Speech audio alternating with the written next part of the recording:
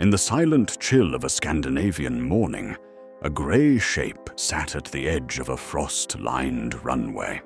Its canards twitched like the muscles of a predator ready to leap. The Saab JAS 39. Gripen, small compared to some of the world's giants, but as those who knew it would say, never underestimate the fox just because it's not a lion. This wasn't going to be just another test flight. Somewhere in the shadows of this mission brief, something extraordinary was about to unfold. Something that science itself had written off as impossible.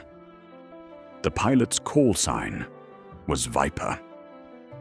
Years in the cockpit had shaped a man who understood the rhythm of air, not just the mechanics of flying through it. The day's mission was simple on paper. Explore the stress envelope, collect data on control responsiveness, verify performance margins, routine. But the sky had other plans. A front had moved in overnight, laying invisible traps of turbulence and unpredictable winds. The kind of conditions that make even seasoned pilots tighten their grip just a little more. The takeoff was clean, the climb steady. At around 12,000 feet, Viper began a series of high-angle climbs to push the aircraft closer to its stall limits. That's when it happened. Without warning, a savage wind shear struck the Gripen from the side. The nose jerked, the airspeed bled, and the angle of attack needle climbed faster than it should have. Every book, every simulation, every safe-flying guideline said this was the edge. Go further, and you'd cross into stall country, a place where lift dies and recovery is a desperate gamble. But Gripen is not an ordinary aircraft. Its digital nervous system, flight control laws written to dance with instability rather than fear it, kicked in instantly. The canards fluttered, micro-adjustments rippling down to the elevons, countering chaos in bursts too fast for the human eye. Most jets fight instability like a sickness. Gripen uses it like a fuel. The air around the jet was tearing itself into vortices, violent spirals that, in theory, should have robbed the wings of any usable lift. But here's the part textbooks never taught. In the right hands, with the right design, those vortices could be tamed, shaped, and pinned to the wing to generate an entirely new kind of lift. It's called vortex lift, and in that moment, Gripen made it look effortless. Viper didn't fight the snap, he used it. The moment the airflow threatened to separate, he timed a precise input, catching the brake like a surfer catching the crest of a wave. The aircraft rolled, pivoted, and surged upward again, converting what should have been a drop into an aggressive climb. In the control room, engineers stared at the telemetry, their words falling away into silence. The numbers didn't make sense. According to the model, control should have been lost at least 2 seconds earlier. According to the model, this was a no-go zone. The first recovery was met with disbelief. The second one, minutes later, was met with stunned acceptance. Gripen had entered a region of flight that science had labeled theoretical, and survived it with style. Viper was calm, methodical, unshaken. He set it up again, this time pushing deeper into the danger zone. The air screamed past the canopy, the altimeter spun, and every limit line on the HUD seemed to glow in warning. But the jet stayed alive, balanced on a knife's edge between control and chaos. The third run was the one that made everyone in the room lean forward. Instruments spiked again, airflow began to shred. But Gripen's control system and canards wove those pieces back together in real time. The jet hung in a suspended state, half flying, half falling, but completely under command. This wasn't luck. This wasn't a fluke. This was a capability. When Viper finally leveled out, the tension in the control room broke in a wave of nervous laughter and shaking heads. What they had just witnessed should not have been possible. The data streaming in didn't match the old limits. The textbooks would have to be rewritten. For the first time in years, hardened engineers felt like kids again, staring at something they didn't fully understand yet. Viper's voice crackled over the radio, calm as ever. "Setting up for another run." His tone carried no drama, no theatrics, just the quiet confidence of someone who trusted both his skill and his machine completely.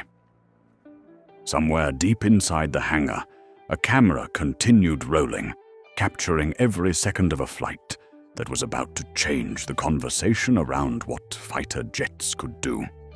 The sky ahead was turbulent, unpredictable, waiting, and Gripen was heading straight back into it. And this time, it was cleaner. The entry into the danger zone was smoother. The vortices formed earlier, and the corrections came almost invisibly. The flight computer seemed to anticipate the instability before it bloomed, trimming it out before it could even register as a threat. Viper rode the edge like a tightrope walker, with the wind at his back. By the end of the fourth run, the impossible was beginning to look routine. That was the moment the engineers knew. This wasn't a stunt. This was repeatable. And in aviation, repeatable means real. Data confirmed it. Identical entry conditions, identical recoveries, consistent control authority, where none should have existed. The limits had shifted, and they weren't shifting back. So how does a compact, single-engine jet pull off what others wouldn't dare try? Part of it is Gripen's forward canards, positioned ahead of the center of gravity, shaping airflow before it reaches the main wings. Part of it is the flight control system, a network of sensors and processors making hundreds of adjustments per second, keeping the jet stable not by eliminating instability, but by mastering it. And part of it is the pilot, reading the air like a language, translating turbulence into opportunity. In aviation, energy is everything. Altitude and speed are your currency, and bad decisions bankrupt you fast. Gripen's energy management is surgical, every movement calculated to preserve or redirect momentum. Where other jets bleed speed in high-angle maneuvers, Gripen bends airflow to keep energy alive, turning what looks like a losing position into a winning one. Beyond the thrill of the maneuver, the implications were enormous. In combat, air is rarely calm. Wake turbulence, microbursts, sudden weather shifts. These are the moments that separate survival from disaster.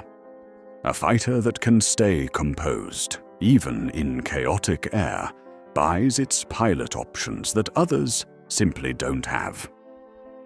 Tighter attack windows, shorter landing approaches, safer low-speed recoveries. When the footage eventually leaked to a select group of analysts, reactions were the same everywhere. First disbelief, then a replay, then the question, how? For decades, military aviation had been chasing bigger engines, heavier armament, faster climbs.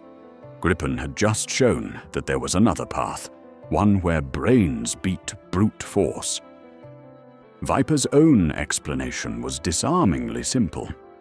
The jet told me what it wanted. I listened. The words said more than they seemed to. The Gripen wasn't just a machine to be flown. It was a partner in flight, a design philosophy that believed agility could be engineered into every line, every surface, every line of code in its control system. Back in Sweden, the team that built the jet studied the data in awe. The numbers didn't just tell the story of a successful test. They told the story of a new frontier. The maneuver had pushed past assumptions, past limitations, and shown that what was once labeled impossible was now a trained, controlled, repeatable part of the Gripen's playbook. By the time the sun began to dip, painting the runway gold, the test was over. Gripen taxied back, its canards still twitching like a predator cooling down after a hunt. The ground crew swarmed around it, not with the rushed urgency of an emergency, but with the quiet excitement of people who know they've just been part of something historic. As the canopy lifted, Viper climbed out, pulling off his helmet with the calm satisfaction of a craftsman who had just proven his point. No grand gestures, no victory laps, just a nod to the engineers and a glance back at the jet, as if sharing a private joke with a machine that had just rewritten the rules. Somewhere in the control room, someone muttered, "They're never going to believe this." Maybe not today, but soon the world would. Because once you've seen a jet do what science said was impossible, you can never look at the sky the same way again.